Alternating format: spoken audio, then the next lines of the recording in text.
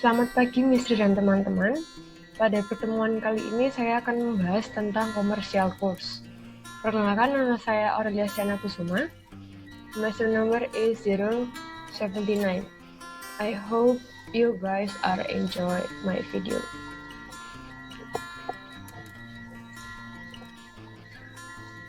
What is commercial course? Commercial, it means an organization and activists are concerned with making money or profit. Pengertian kursus secara umum, kursus merupakan sebagai kelanjutan dari pendidikan formal yang bertujuan untuk mengasah dan mengembangkan kemampuan. Jadi misal sebelumnya kalian itu lulusan SMK, kemudian mengambil kursus ini dengan tujuan untuk lebih mengembangkan kemampuan yang kalian miliki. Jadi bisa disimpulkan bahwa commercial course adalah sebuah organisasi atau institusi pendidikan yang sengaja dibuat oleh masyarakat dan untuk masyarakat yang bertujuan untuk mengasah serta mengembangkan kemampuan yang dimiliki oleh peserta didik, dan tentunya aktivitas tersebut atau kegiatan tersebut dipungut biaya yang nantinya biaya itu akan kembali lagi ke peserta didik dalam pemenuhan fasilitas serta kebutuhan yang lainnya.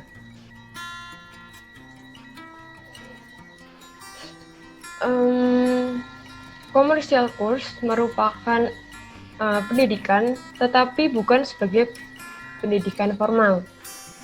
Artinya tidak menerapkan peraturan-peraturan seperti di sekolah. Misalnya, kalau kita di sekolah kan wajib memakai seragam dari hari Senin sampai Jumat, tetapi itu berbeda untuk tempat kursus. Kemudian commercial course meskipun sistemnya hampir sama seperti sekolah, tetapi di tempat kursus mereka lebih mengedepankan atau lebih mengutamakan praktek daripada teori. Dan untuk menunjang kebutuhan tersebut atau kegiatan tersebut ada beberapa komponen pendukung seperti murid, guru pengajar, serta aktivitas. Aktivitas ini meliputi kegiatan pembelajaran atau kegiatan yang lainnya, misal seperti workshop, magang, dan lain sebagainya. Nah, untuk perundang-undangan, kursus diatur dalam UU nomor 20 tahun 2003 pasal 11 ayat 2 tentang sistem pendidikan nasional, di mana jalur pendidikan terdiri atas pendidikan formal, non-formal, dan informal. Jadi komersial kursus itu termasuk dalam pendidikan non-formal, makanya dia termasuk dalam UU ini. Dan UU yang kedua masih sama, tapi pasal 26 ayat 5. Kursus diselenggarakan untuk masyarakat dalam mengasah keterampilan. Dan diharapkan dengan mereka mengasah keterampilan, kedepannya mereka dapat bersaing di dunia kerja, sehingga mereka memiliki mental yang kuat ketika dalam dunia kerja, seperti itu. Nah, berikut adalah tujuan dari kursus secara umum. Yang pertama adalah memperoleh keterampilan dalam kecakapan hidup. Yang kedua, mengembangkan sikap dan kepribadian secara profesional. Yang berikutnya, mempersiapkan diri untuk bekerja. Yang keempat, meningkatkan kompetensi vokasional. Jadi, misal kalian sudah pernah belajar, jadi otomatis ada basic. Nah, di tempat kursus kalian tinggal meneruskan atau memperdalam lagi kemampuan yang kalian miliki. Dan yang terakhir, mempersiapkan diri untuk berusaha mandiri. Jadi, ketika kalian lulus nanti, kalian sudah cukup matang dalam skill yang kalian asah selama di tempat kursus. Nah, untuk menunjang ini semua, dibentuklah visi dan misi. Berdasarkan kutipan dari Kemendikbud, visi dari kursus secara umum terwujudnya pembinaan kursus dan pelatihan berkualitas untuk membentuk insan yang cerdas, terampil, mandiri, berkarakter, profesional, dan berdaya saing. Nah, untuk mendukung visi tersebut, ada beberapa misi yang diharapkan bisa membantu mewujudkan visi tersebut di masa depan atau kehidupan yang akan mendatang. Nah, misi secara umum itu ada 6. Yang pertama, meningkatkan akses layanan kursus dan pelatihan yang merata bagi angkatan kerja muda dan tidak bersekolah, menganggur, dan berasal dari keluarga yang kurang mampu. Yang kedua, meningkatkan kualitas dan relevansi kursus dan pelatihan untuk mendukung produktivitas dan daya saing lulusan. Yang ketiga, meningkatkan kompetensi pendidik dan tenaga kependidikan kursus dan pelatihan. Yang keempat, meningkatkan kualitas dan kapasitas kelembagaan kursus dan pelatihan melalui pemenuhan sarana dan prasarana pembelajaran. Yang kelima, meningkatkan kerjasama, kemitraan, dan partisipasi publik dalam pengelolaan kursus dan pelatihan.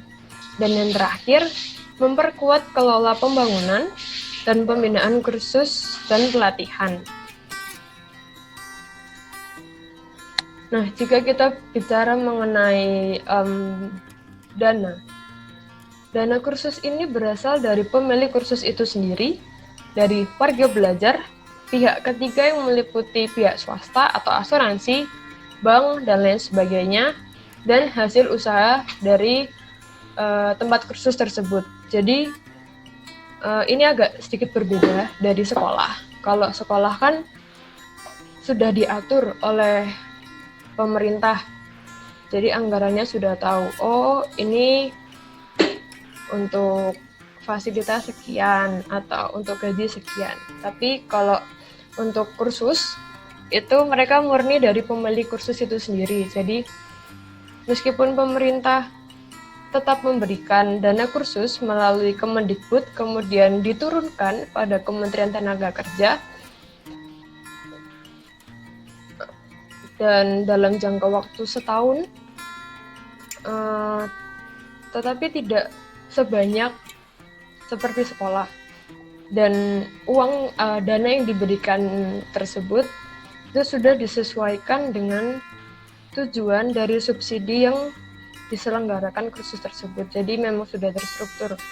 Oh, uang sekian misal dikatakan 50 juta. Nah, 50 juta itu dianggarkan khusus untuk kursus yang diselenggarakan, misal kursus bahasa Inggris. Ya, uang 50 juta itu dimanfaatkan semaksimal mungkin untuk fasilitas-fasilitas yang mendukung. Dan sisanya, ketika mereka butuh dana lebih, mereka akan menggunakan anggaran yang sudah saya sebutkan sebelumnya.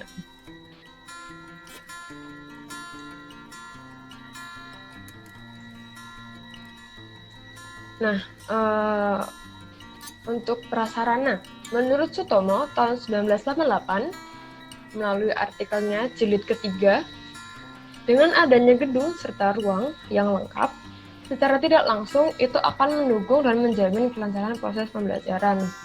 Prasarana tersebut meliputi lapangan atau halaman, ruang kelas atau ruang belajar, kantor atau tata usaha, ruang praktik, ruang pemimpin kursus, ruang sumber belajar, dan lain-lain. Nah, untuk memenuhi standar yang sudah ditentukan, sekurang-kurangnya sebuah lembaga kursus harus memiliki satu gedung sendiri. Mereka harus memastikan gedung tersebut aman dari gangguan apapun, atau setidaknya kokoh ketika ada bencana, bangunan tersebut tetap kokoh. Kemudian ruang kelas, ruang praktek, perpustakaan, dan khususnya toilet. Sedangkan untuk sarana terbagi menjadi 2 macam, yaitu sarana penunjang dan sarana belajar. Sarana penunjang berkaitan dengan perlengkapan kantor, misal di ruang tata usaha, mereka pasti membutuhkan komputer dan teman-temannya, seperti misal CPU, speaker, mikrofon, dan lain sebagainya. Sarana belajar berkaitan dengan proses belajar dan mengajar, misal seperti proyektor, papan tulis, meja dan kursi, wifi, dan lain sebagainya. Nah, di sini saya mengambil contoh sebagai English First. Mungkin ini sudah cukup terkenal di telinga kalian. English First atau EF didirikan pada tahun 1965 di Land, Swiss, dan pertama kali masuk di Indonesia pada tahun 1995. Pada awalnya lembaga ini hanya berfokus pada kursus bahasa Inggris saja, tetapi kemudian berkembang dan mereka bekerja di bidang pertukaran budaya, pendidikan formal, dan travel.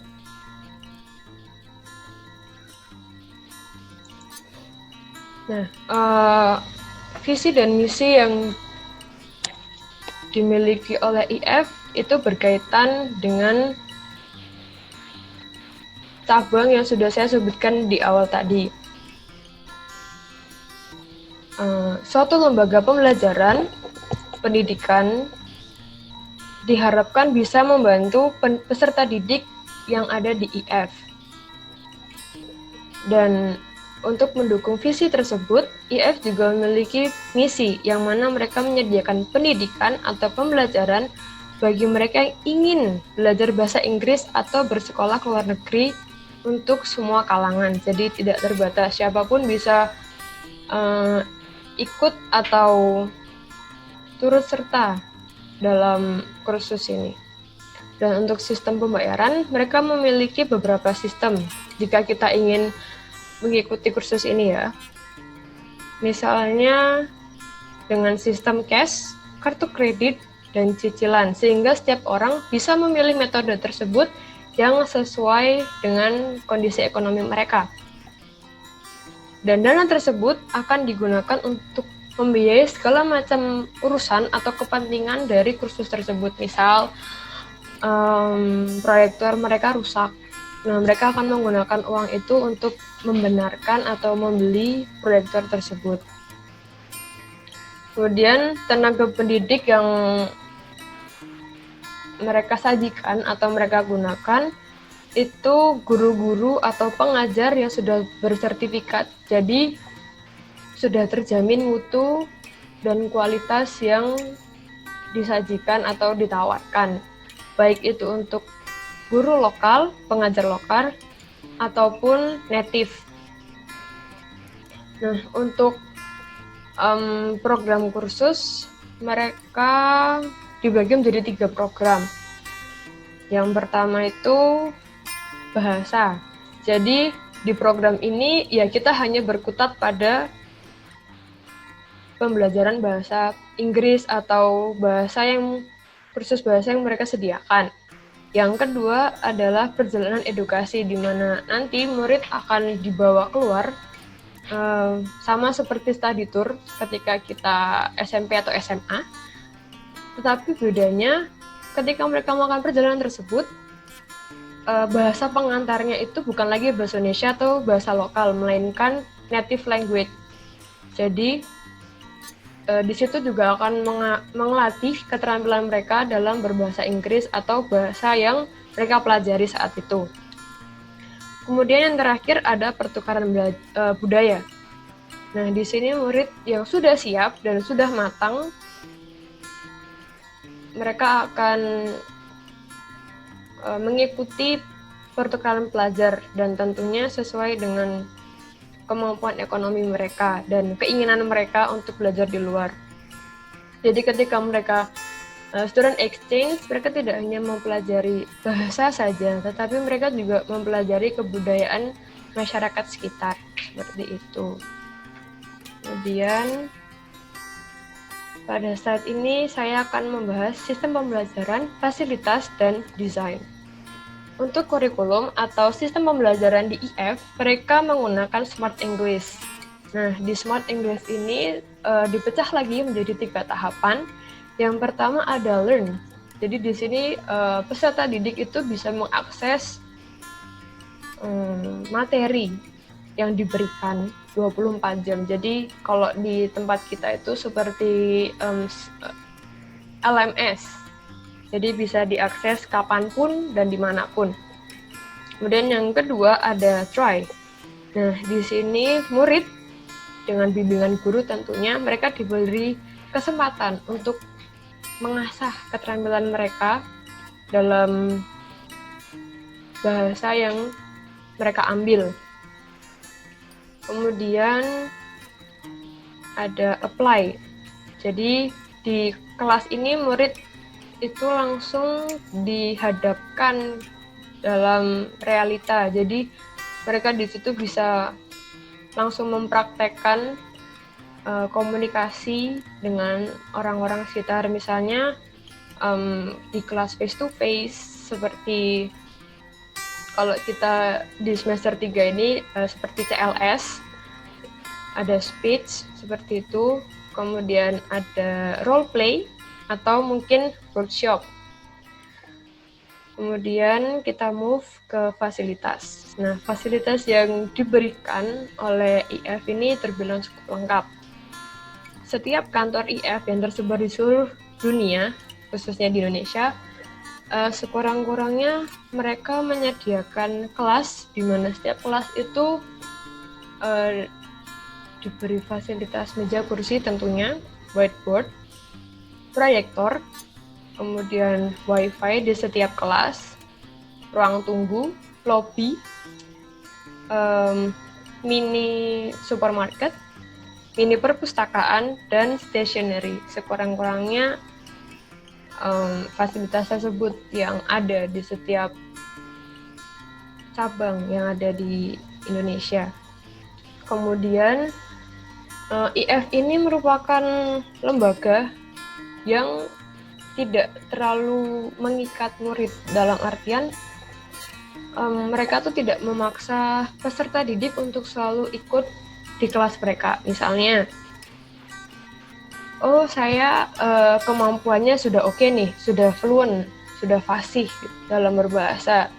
Terus saya nggak mau ikut kelas teori, jadi saya mau langsung loncat ke kelas praktek gitu. Ya mereka mengizinkan, tapi dengan catatan